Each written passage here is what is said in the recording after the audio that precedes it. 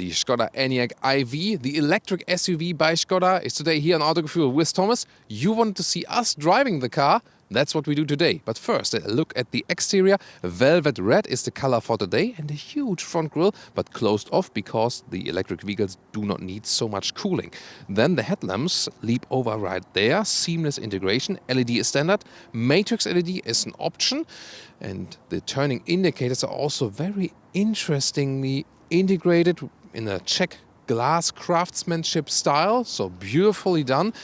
And optional, you can also get an illuminated front grille that is then combined with the normal main headlamp unit while driving. We also took a look at that at the world premiere. It will be later on available. Really interesting. Strong lower bumper here, so a quite prominent styling here in the front, and the MEB building platform they use, purposely built for the electric vehicles, together with the VW ID4 and the Audi Q4 e-tron, so they're all siblings. Let's see how much advantages this platform is giving this vehicle.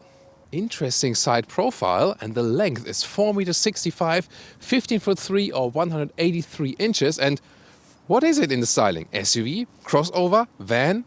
Maybe something in between. But for a family vehicle of that size, here when I approach the vehicle, opens itself and also the side mirrors fold out. Really elegant appearance here with the chrome frames around the windows, and the dropping line is right here. Long wheelbase, lot of space on the interior, short overhang, and wheels come from 18 to 21 inch. Biggest wheels for a Skoda vehicle ever.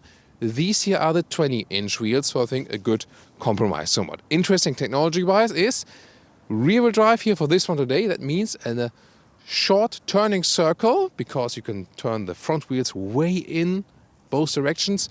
But there are also all-wheel drive models available with more power. Soon more to that. 3 battery sizes available, 52, 58 kilowatt hours. That's a small step. Why? And then the biggest one, 77 kilowatt hours. That one makes most sense because it doesn't have a super high range. You will need the biggest battery. I can tell you that right now already. These are the net figures for the kilowatt hours. And then charging is right here, passenger side. 11 kilowatt AC for the biggest battery and 125 kilowatt DC again for the biggest battery. Not too fast in a fast charging, of course. But still, I mean, that's a start. The Skoda Enyaq here with a big Skoda lettering here at the rear. The hatch, I think it does resemble a little bit Kia design. Or does Kia design resemble Skoda design in the rear? What's your take on that? Really interesting again, the beautiful signature for the rear lights. And also when you put the turning indicators here, or the hazard lights, then you also have a cascading effect if you went for the matrix LED option. Crossover cladding here in the rear, and overall it ranges from 150 to 300 horsepower. There will also be an RS version with all-wheel drive with around 300 horsepower then, so around 6.5 seconds in the acceleration. Below that is another all-wheel drive model, the ATX, and this one here is the AT model without the all-wheel drive, so rear-wheel drive only. Then we have about 8.5 seconds in the acceleration figure. Our first range estimate, by the way, around 400 kilometers or 250 miles in summertime. Less than that definitely in winter times at the temperatures we have here at the moment. And in the front, do we have a frunk? No, we don't.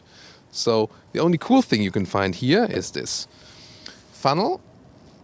Fold it open, then you can easier fill in the wiper fluid. Yeah, like this. Key fob. Glossy black. This will collect some scratches, the same as the VWs are also using. Then door closing sound. That's really nice. Speaks for good build quality, as for that at least. Then here also an interesting structure and also soft touch. Then this brushed aluminum look here and a really nice soft fabric structure, like a living room atmosphere. I really like that. The only thing is here, where you always grab the door by the inner handle to close it, that is just hard plastic and it doesn't feel that good. And I'll also show you something else of that very soon. Then a lot of space on the inside of the doors, and the rest of the interior very interesting here. So a bright styling once again, like a Scandinavian furniture design. Really like that. These seats here are a mix then of microfiber fabric leatherette on the outside. However, the seat form itself is pretty cool here. Very nice, comfortable and upright. So that's really nice to sit on. And steering wheel, once again, good build quality, up and down, in and out. So an easy process to do that. And you have a very nice roundabout visibility and a good feeling of space. It's not the longest vehicle. Yeah, you can say compact to mid-size SUV, definitely depending on definition. But the space you have here on the interior, it's really impressive. And with 1.86 m or 6'1", still some headroom left. There's a panoramic roof built in here. That's an option. You have to turn on the ignition for that. And then there's this slider here. Yeah, and that about the slider.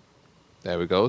So that also shows again, sliders are not the solution, especially not while driving. So there's one slider here for the shade and then another slider to open the roof. But I failed 3 or 4 times now, and when we didn't have a slider, I failed never in controlling that one. So thumbs down for sliders, thumbs up for real buttons. For example, here in the lower middle console, this is like a piano or something, and these buttons say, please press me, and they also resonate quite well with the rest of the build quality. At least we have these. Oh, ain't that cute? This is the shifting lever here, reverse in the front, D or the B mode for more recuperation, so space saving. Then you have cup holders here in the front, but they're not adaptive. Inductive charging pad for your phone, too actually, but you can also connect via cable, whichever you prefer, USB-C connection, and more space here, and also underneath the armrest, very well attached, so a lot of space right there, split. That's very well used, the space they have here. Now the interior overview, and that is so nicely done. The soft fabric right here, and then the swinging lines has some kind of Mercedes atmosphere actually. Base model will start with a 10-inch screen, but most Enyaqs out there will then get this 13-inch screen, also the biggest one ever available in a Skoda. This is the volume control in the lower area. Yeah, sliders, no. I don't like them. Do you? Tell me in the comments. Left side is a tiny 5.3-inch digital instrument screen. Skoda claims, yeah, we have most of things in the head-up display, so we don't need so much space. I say they save money and then put the screen smaller. But what's cool is when you hit the brakes, automatically the ignition goes on, so you don't have to use the start-stop button right here. That's a very handy feature. You cannot control so much in the instruments right there because, again, they are tiny.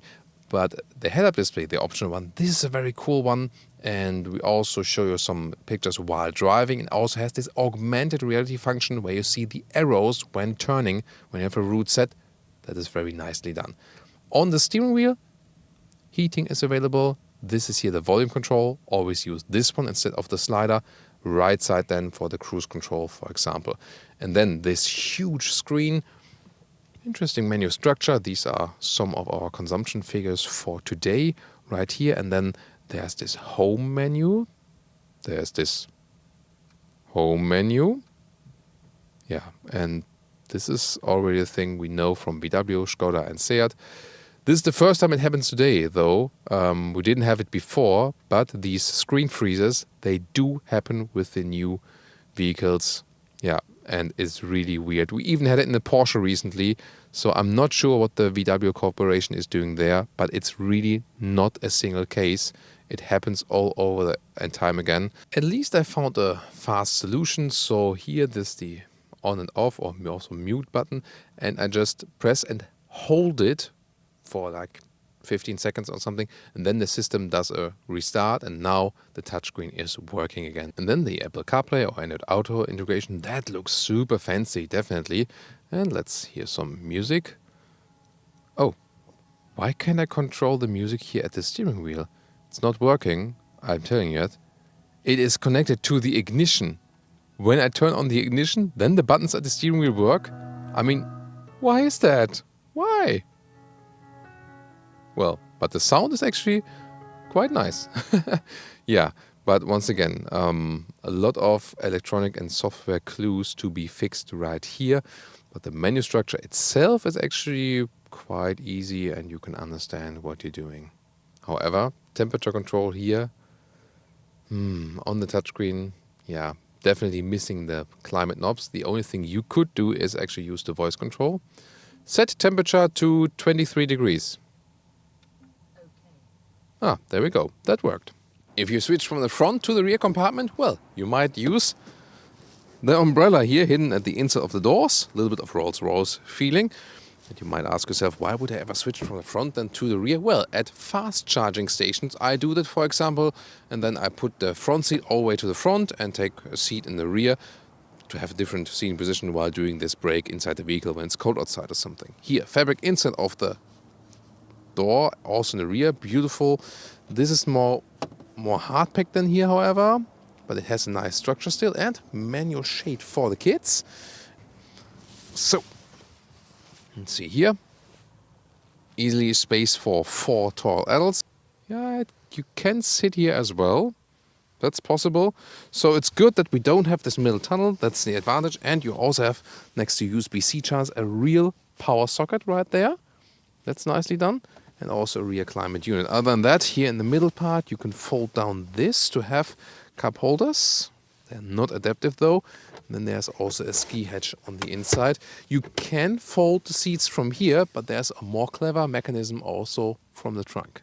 And now to the trunk, which has some very cool solutions. Electric hatch, 585 up to 1,710 liters. And then this folding mechanism here, you can fold like this. Really clever and super clean. Also here with the rails, and you press it. Wow, that's how it's supposed to be. Really nicely done. Also here with the folding mechanism, like this. Also on the other side, like this. Once again, that's how it's supposed to be. Really nicely done. Underneath, space for your charging cable. Also in the front. Yeah, I mean, the only thing is when you put things here, then of course you have to, push them further in first. And then there are here some splitters hidden so that things don't fly all over the place. You can put them like this and then put them back like here. So very intelligent solutions. Feature here, you can fold out a towing hook right here, and then underneath it appears like this.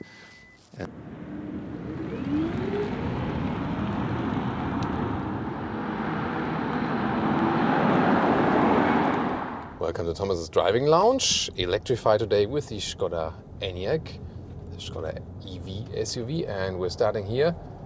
Yes, of course, the Germans. We have to go in the Autobahn. That's what we do. So we're getting here in this corner, and indeed low center of gravity, as we know from all the electric vehicles. That's good because it is more like a bigger family SUV on the inside, but it feels agile and sporty due to this lower center of gravity, battery all the way on the bottom of the vehicle. That's of course pretty cool. Steering is nice, precise and direct. The suspension is not too stiff, so I can shake up the car a little bit, but I think it's a good decision for this vehicle not to make the suspension too stiff, so that's totally fine. And now we are on the motorway and we can accelerate it out. Let's see how much power this so-called 80 version has, rear-wheel drive. Official figure is 8.5 seconds to 1 kilometers or 62 miles an hour. And here we are already at speed. Let's see how much power this car still has. We're starting at 75 kilometers an hour and let's go.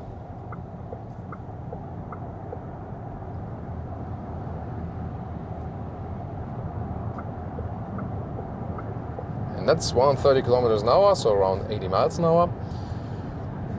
I mean, it's not a super special acceleration. It's the rear-wheel drive only model with the bigger battery, but you see there's still something happening. The good thing is that the electric motors have the instant torque as soon as you apply the throttle, but you can't expect too much if you don't have the all-wheel drive model or then later the all-wheel drive model with the RS badge, which will more land around like 6.5 seconds, so 2 seconds faster in the acceleration. But the rear-wheel drive model is enough, usually. And the good thing is you have a smaller turning circle. So you have a turning circle of a small car like a Skoda Fabia, than here with this big Skoda Enyaq EV SUV. Because when you don't have front-wheel drive anything, or like the additional motor on the front, the wheels can turn in a little bit steeper like this than here. with the rear-wheel drive model. And indeed, the cool thing about this vehicle is that it feels more agile than it actually looks like. That's, to me, one of the best things. We also have the modern assistance systems here in the vehicle. So the blind spot monitor, for example, when we're getting overtaken. And you also have the, what VW calls the travel assist, so the extended lane keeping assist with capacitive features, so the car realizes you are holding onto it just by touching it.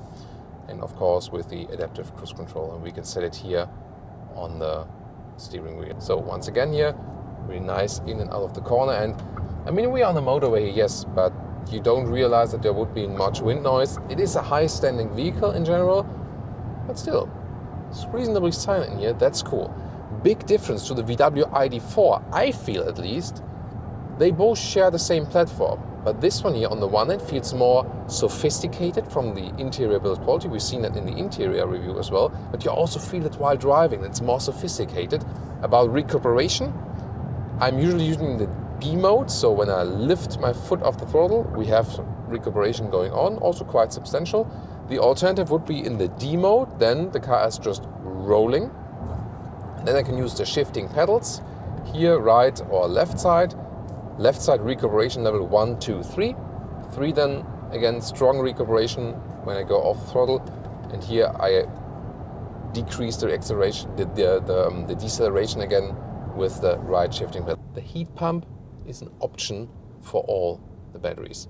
Definitely, if you take this vehicle, you have to pick the biggest battery, no matter for which use case, because you will need the range at some point.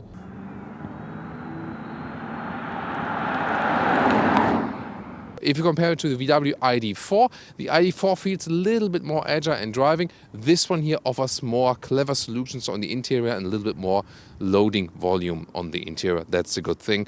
And the Audi Q4 e-tron you can also soon see here on Autogefühl in the final version. If you later watch this video here, it will also be linked in the video description. Prices, the entry model at 34,000 euros in Germany. That's really a very attractive offer considering the size of the vehicle, but then of course also base equipment and also just a small battery. This one here, rear-wheel drive but bigger battery, starting 44,000 euros, so still a quite attractive deal. If you then add some extra equipment or maybe go for an all-wheel drive model, then of course you get right towards 50 and 60,000 euros. But still, considering also competition, very attractive prices here, and this could also be one of the key factors in the sales figures of this vehicle. What do you think? You think it's an attractive deal? Tell me in the comments. See you there, and also at our very next review.